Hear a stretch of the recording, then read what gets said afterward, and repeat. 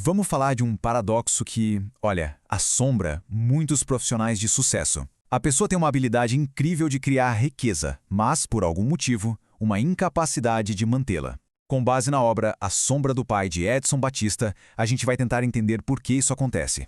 Essa pergunta que está aí na tela é o centro de tudo, né? É uma questão que planilhas, cursos de investimento, nada disso consegue responder. É algo que intriga muitos empreendedores e pessoas de altíssima performance. E o diagnóstico é bem direto, talvez até um pouco desconfortável. O problema não é a competência para gerar dinheiro. Muita gente é simplesmente brilhante nisso. O verdadeiro desafio, o X da questão, está na capacidade de sustentar aquilo que foi construído.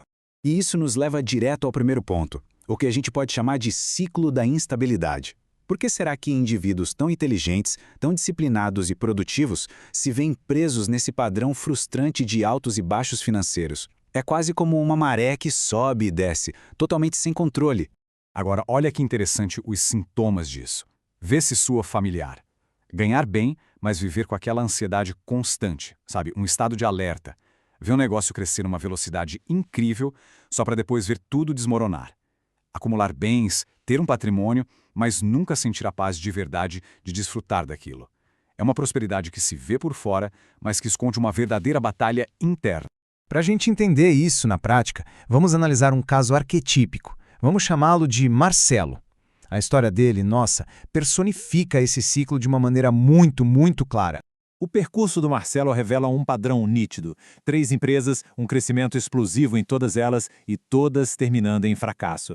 E o detalhe, para cada quebra tinha uma justificativa externa perfeitamente lógica, um sócio que passou a perna, a crise econômica, um investimento que deu errado. Mas quando a gente olha o todo, o padrão é simplesmente inegável. E aqui vem a primeira grande pista. Quando perguntaram para o Marcelo sobre a infância dele, ele revela algo crucial. A instabilidade não começou nos negócios, começou muito, mas muito antes. A figura do pai, embora estivesse ali fisicamente presente, era um modelo de imprevisibilidade. E isso nos leva à grande revelação por trás de tudo isso. O erro fundamental que muita gente comete é tratar esses ciclos como um problema financeiro. A pessoa busca mais conhecimento técnico, mais estratégias, mais planilhas. Mas e se a raiz do problema não tiver nada a ver com dinheiro? Olha só essa comparação, ela é o coração da questão. A causa que a gente percebe na superfície é falta de conhecimento, de disciplina. A causa real, lá no fundo, é falta de estrutura emocional, de autoridade interna. A pessoa acha que precisa de mais renda, quando o que falta, na verdade, é a capacidade psíquica de dar continuidade, de sustentar.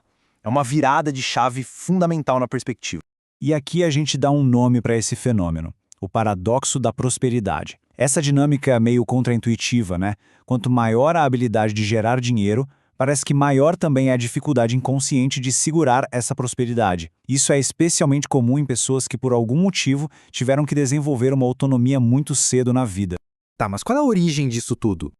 A resposta, segundo essa linha de pensamento, está naquilo que se chama de sombra da ausência paterna. E em como o dinheiro, acredite se quiser, acaba agindo como um gatilho para emoções muito antigas, muito primitivas. E aqui, olha, tem um ponto que é fundamental entender.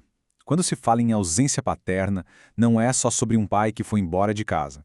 A ausência pode ser emocional, um pai distante, frágil, pode ser um pai agressivo, imprevisível, ou simplesmente um pai que, mesmo presente, nunca assumiu de fato a função de autoridade e de dar estrutura para o lar.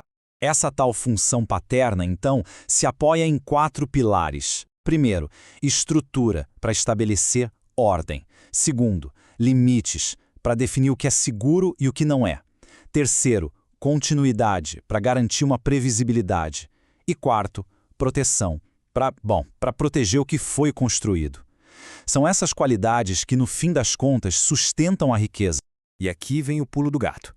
Quando esses pilares não são bem internalizados lá na infância, o sistema nervoso aprende uma lição muito perigosa, que a estabilidade é algo estranho, talvez até ameaçador.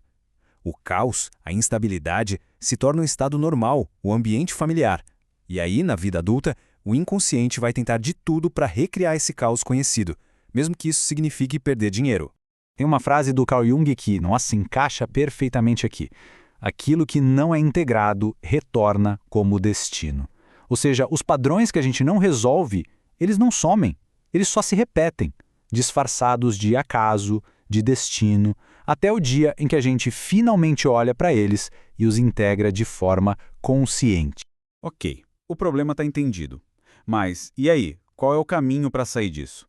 A solução não é ficar cavando o passado para sempre, mas sim construir no presente. É sobre desenvolver o que se chama de um pai interno. É um processo que pode ser bem desconfortável, sim, mas que, no final, é imensamente libertador. E é muito importante alinhar as expectativas aqui. Esse caminho não é sobre achar culpados, não é para culpar os pais. E também não é uma fórmula mágica para ficar rico da noite para o dia. É um convite para a responsabilidade adulta. É uma jornada para construir consciência e estrutura interna, que são as verdadeiras bases para conseguir sustentar qualquer coisa na vida. E essa distinção aqui é talvez a mais importante de todas. Entender a origem dos padrões, a ausência paterna, isso explica. É o primeiro passo. Mas a transformação de verdade só acontece com a ação consciente, no agora. A explicação tira a culpa, a integração é que quebra o padrão. Então, para a gente fechar com a ideia central, a prosperidade que tanta gente busca, aquela que é estável, que traz paz. O mais surpreendente é que ela não exige mais esforço, não exige mais trabalho duro, mais sacrifício. A maioria das pessoas já está no limite do esforço. Ela exige uma coisa diferente. Ela exige estrutura. Uma estrutura interna forte, que seja capaz de sustentar, de organizar e de proteger tudo aquilo que a genialidade e o trabalho duro conseguem criar. E assim, fica uma reflexão final, né? Se a chave não é se esforçar mais, e sim construir uma nova estrutura interna, a grande pergunta que fica é: qual é o primeiro tijolo? Por onde é que se começa essa construção para finalmente poder habitar a própria prosperidade de um jeito sustentável?